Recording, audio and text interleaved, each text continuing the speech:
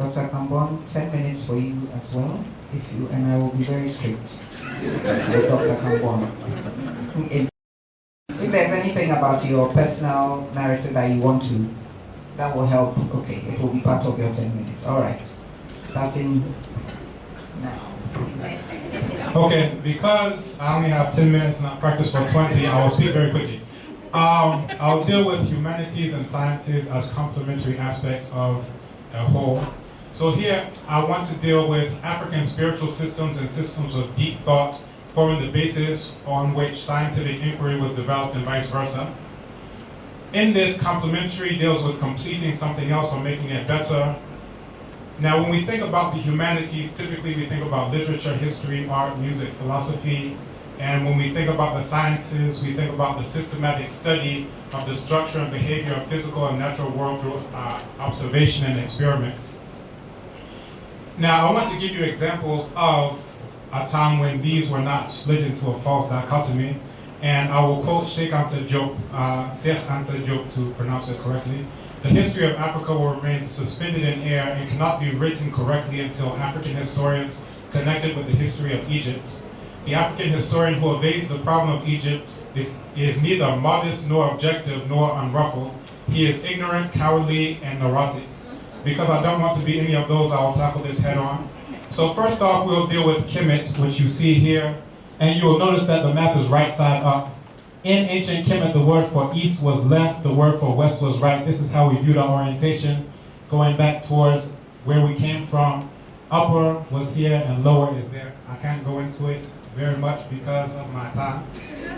Here, the word Kemet translates to the land of black people. So when you see a determinative like this, it's referring to the land. When you see a determinative like this, it means people. So this is the word black. So the word for people themselves was not Egyptians. It meant literally black people. And again, this is what we are talking about. To reiterate the point, Kim is black, Kemet, the black land, Kemet, Egyptians. This is how we called ourselves at that time. And it means the same thing as in Chi Abibi4 and Abibi9, the land of black people and black people. The word for citizens, Ampofo, Amama, Remech. So we want to see what these Remech look like. Here again you see our indigenous depiction of ourselves as Remech.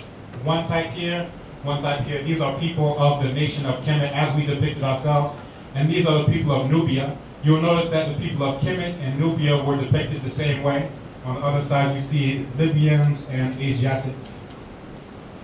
Again you see in the tomb of Ramesses III, KV11, again we see Remech. In Hornum's book, he says that these are Nubians, but actually we see that these are Remech. These are ancient Egyptians or people of Kemet. And these are contemporary correlates of what these different types of people look like that you saw before. This is the founder of ancient Kemet, the founder of what we call ancient Egypt. Now he looks like some of you here in this room. He doesn't look like the current inhabitants who are there. There's a reason for that through series of invasions. This is Joseph. You see he has locks just like mine. Very handsome brother. It meant a connection to the spiritual, and that's what it meant all throughout the continent until Bob Marley started singing and we forgot what it meant. This is Mentu Hotep. You can see what he looks like. He looks like a professor who just spoke. This is Amos Nefertari. You see her in all her beautiful blackness. And I'm doing this to let you know who we are talking about before we get into what we're talking about. This is Thutmose, the great conqueror, conquered all throughout into the so-called Middle East. This is Amenhotep. This one looks just like me. He looks just like me. And this is the grandfather of King Tut. You probably know King Tut, who is less important in the scheme of things, but Amenhotep was a great builder. This is his wife, Queen T. Does she look like an Arab to you? She actually looks just like my wife. So I look like Amenhotep, and my wife looks like Queen T. We are reincarnation. Here you see Ramesses II, the great builder. You can see what he was depicted like in all his jet blackness, and you can see a prelude of what we're talking about. Is this art, or did this take sciences and mathematics to build on this grand scale? This is Ramesses III. This is Tutankhamun, as he was depicted. by we ourselves.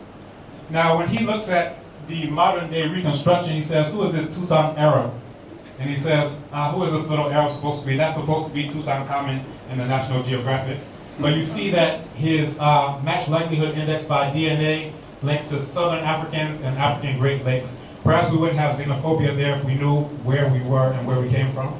This is Ramesses III coming from the African Great Lakes region, the top DNA match likelihood index. And this is the current location of Ramesses III's relatives. So now we'll go into, still white historians be like, the Egyptians aren't black. This is a Tutsi man, and we wouldn't be surprised because they said the Tutsis were white as well. You can see the hair, and you can see what we look like then and what we look like now. This is a Mambetsu woman from Congo and Akhenaten's daughter, same head. So here we'll deal with ancient Africa.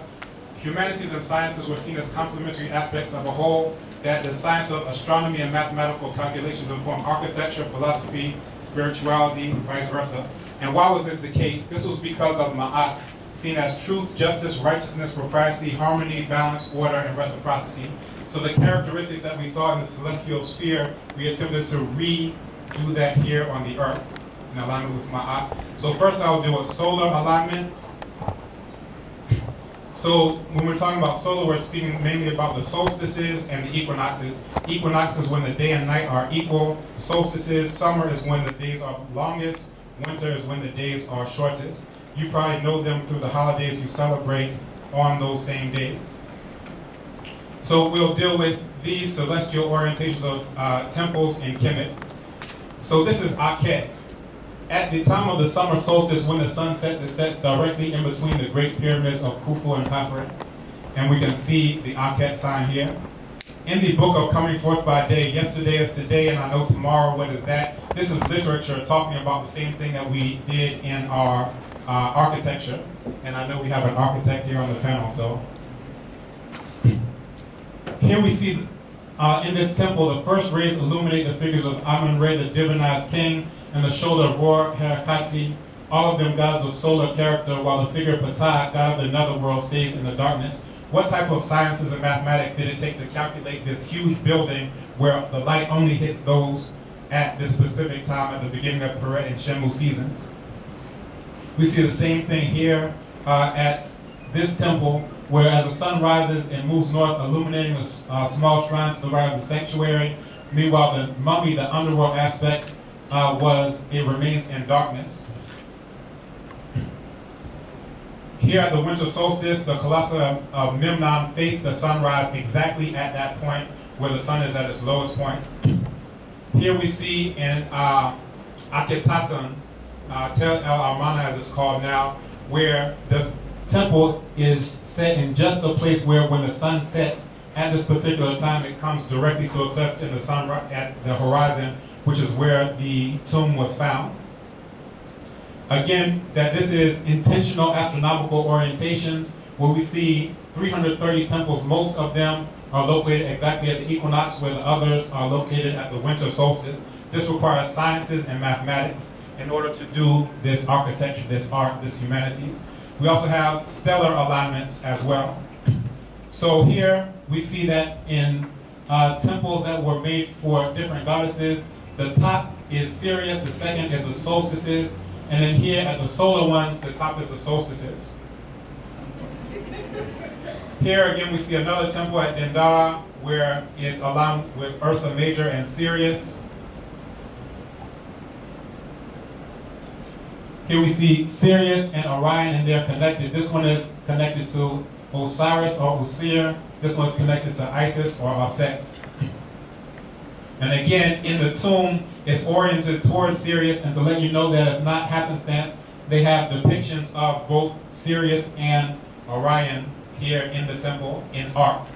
So again, the constellation god was thus connected with the star Sothis from an early date, and the two can be viewed as manifestations of Osiris and Isis respectively. So this is the very first Holy Trinity. If anyone has ever heard of a Holy Trinity, this is the very first one, with Herus representing the sun, and then Asar representing Orion, and Aset representing Sirius. So here again, this is the virgin birth. Isis comes to you rejoicing through love of you. Your seed issues into her, she being ready and Sophis.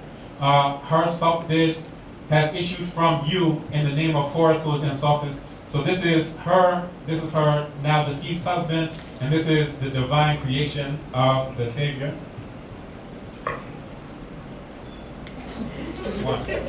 All right. At the winter solstice, the sun reaches its lowest point on December 22nd with the Southern Cross constellation in the background. It stays dead for 3 days, metaphorically, and then it rises on December 25th. So again, this is the metaphor of three kings, Sirius, and then the birth of the sun. The consequences of this are the 365-day year. And also this was used to date the Great Pyramids because the shafts that are inside the pyramid, they align to those specific stars only at a specific time. That lets you know when they were built. So these pyramids have been dated to around 2450 BC. We have finally pyramid alignments, and we see that the pyramids are also aligned to each other, but then they align to Unu, which is called Heliopolis, which is very far away, but it points directly to the city of the sun. And not only the Great Pyramids of Giza do that, but all of these different pyramids point directly to there. And you can see that here. And I'm making my conclusions right here. I have 5 more slides, but I'll go through them in 30 seconds. So these are mathematics based on the pyramid, where we see pi and also phi, the golden number, in the dimensions of the pyramid. We also see this in the king's chamber, which are built on triangles of 3, 4, 5, which is so-called Pythagorean triangles. Pythagoras went to study in the Nile Valley, and this was built long before Pythagoras' parents ever thought about meeting. So here we see Jehuti, and this is the last substantive slide. This is the idea of science and humanities combined in one. If you want to know what the ideal scholar looks like, Jehuti represented both writing, also records and accounts and mathematics. So when we talk about ancient gods, it's not some mystical thing. This is to give you an idea of what it looks like when sciences and humanities are made into one, and that is Jehuti, so-called thought. So in conclusion, I argue that our acceptance of compartmentalized false dichotomy between the humanities and the sciences constitutes Eurasian-induced conceptual incarceration, which impedes a holistic African view of them as complementary aspects of a necessary whole. Astronomy and associated mathematical calculations influence fine arts of sculpture, architecture, literature. Also, the humanities influence how astronomy was understood. STEAM, as we call it, is not a future ideal, but a past reality which, once known, can inform our trajectories and actions. Also, the sciences and humanities can once again be complementary aspects of an African whole for the restoration of Ma'at on earth as it is in the celestial sphere. And I thank you with dua, mesdames, messieurs,